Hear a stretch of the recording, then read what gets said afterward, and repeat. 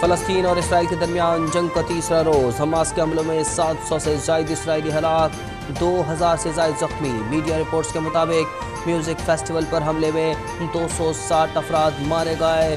Hamas کا اسرائیل کے سب سے بڑے بن گوریون ایئرپورٹ پر حملہ، جھڑپوں میں 4 امریکی اور 1 برطانوی باشندہ مارا گیا۔ فلسطینی مزاحمت کاروں نے درجنوں فوجیوں اور یہودی آباد کاروں کو قیدی بنا لیا۔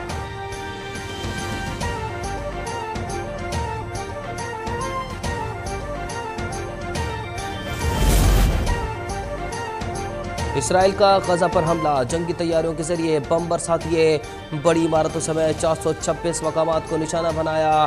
بچوں سمیت 400 سے زائد فلسطینی شہید، 2000 سے زائد زخمی ہو گئے۔ صہیونی ریاست نے دوسرا محاذ بھی کھول لیا۔ لبنان کے سرحدی علاقے پر گولہ باری، حزب اللہ نے راکٹ فائرنگ سے کرارا جواب دیا۔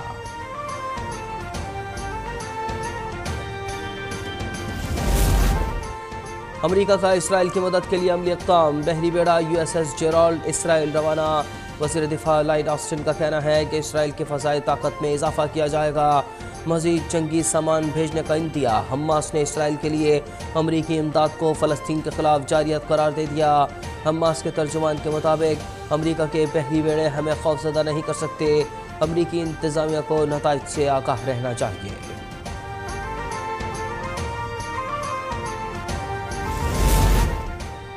اسرائیل فلسطین صورتحال پر اقوام متحدہ کی سلامتی کونسل کا اجلاس بے نتیجہ ختم، باضابطہ قرارداد منظور کی گئی، نہ مشترکہ اعلامیہ جاری ہوا۔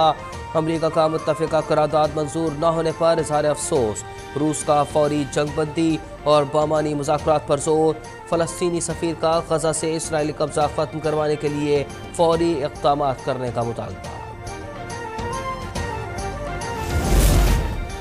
اسرائیل فلسطین کشیدگی سے عالمی منڈی میں خام تیل کی قیمتوں میں 5% اضافہ، برینٹ کروڈ آئل کی قیمت $88.6 فی بیرل تک پہنچ گئی، WTI کی $88.3 فی بیرل میں فروخت، ویسٹ ٹیکسس بھی $86 فی بیرل تک پہنچ گیا۔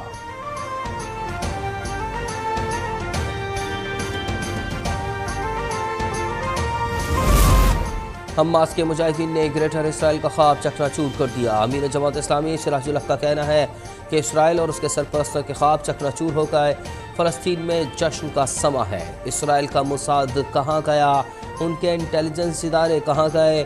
مجاہدین نے ثابت کر دیا کہ اللہ غالب ہے۔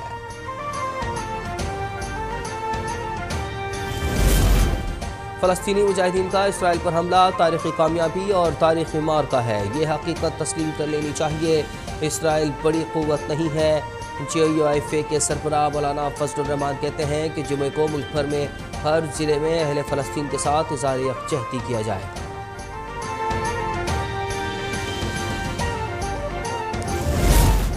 پریکٹس اینڈ پروسیجر ایکٹ کے خلاف درخواستوں پر سپریم کورٹ میں آج پھر سماعت ہوگی۔ چیف جسٹس قاضی فائز عیسیٰ کی سربراہی میں فل کورٹ سماعت کرے گا۔ گزشتہ 2 سماعتوں میں 5 درخواست گزاروں کے وکلاء دلائل مکمل کر چکے۔ آج باقی درخواست گزاروں کے وکلاء، اٹارنی جنرل، مسلم لیگ نون اور مسلم لیگ قاف کے وکلاء دلائل دیں گے۔ چیف جسٹس نے آج سماعت مکمل کرنے کا عندیہ دے رکھا ہے۔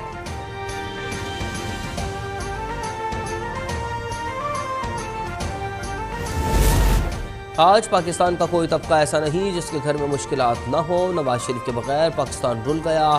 نون لیگ کی چیف آرگنائزر مریم نواز کا لاہور میں جلسے سے خطاب، کہا شیر کو مٹانے والے کئی آئے اور کئی چلے گئے لیکن شیر اب بھی موجود ہے۔ نواز شریف نے عوام کی خاطر اقتدار کے دن کم اور مشکلات زیادہ دیکھیں، نواز شریف واپس نہیں آ رہا، پاکستان کے اچھے دن واپس آ رہے ہیں۔ 21 اکتوبر کو نواز شریف کا بھرپور استقبال کریں گے۔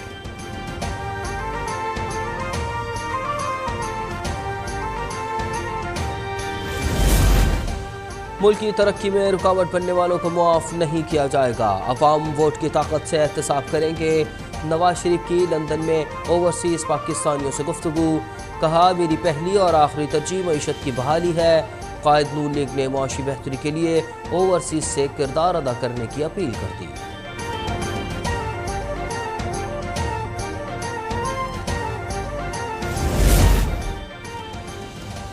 کراچی میں جماعت اسلامی کا پیٹرول، بجلی کی قیمتوں اور مہنگائی کے خلاف گورنر ہاؤس سندھ کے باہر دھرنا۔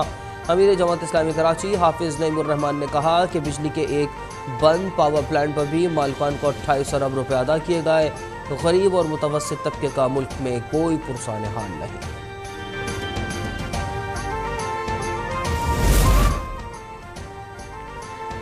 شمالی وزیرستان میں سیکیورٹی فورس اور دہشت گردوں کے درمیان مقابلے میں ایک دہشت گرد مارا گیا. ہلاک دہشت گرد کی شناخت عظیم اللہ عرف غازی کے نام سے ہوئی. ترجمان پاک فوج کے مطابق ہلاک دہشت گرد سیکیورٹی فورسز کے خلاف دہشت گردی اور کئی شہریوں کے قتل میں ملوث تھا.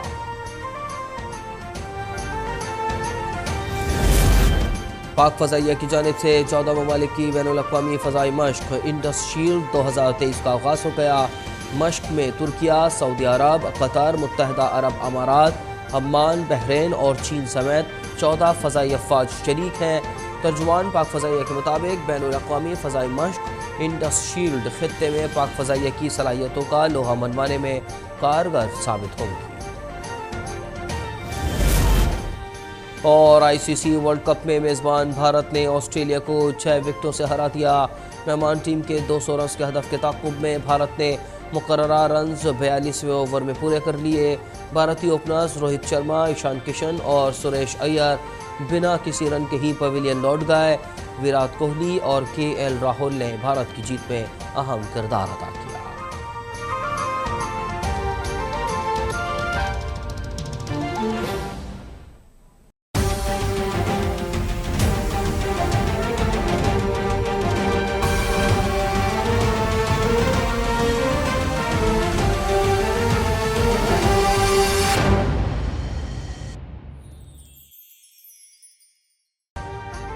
ابھی سبسکرائب کریں تاکہ کوئی خبر رہ نہ جائے.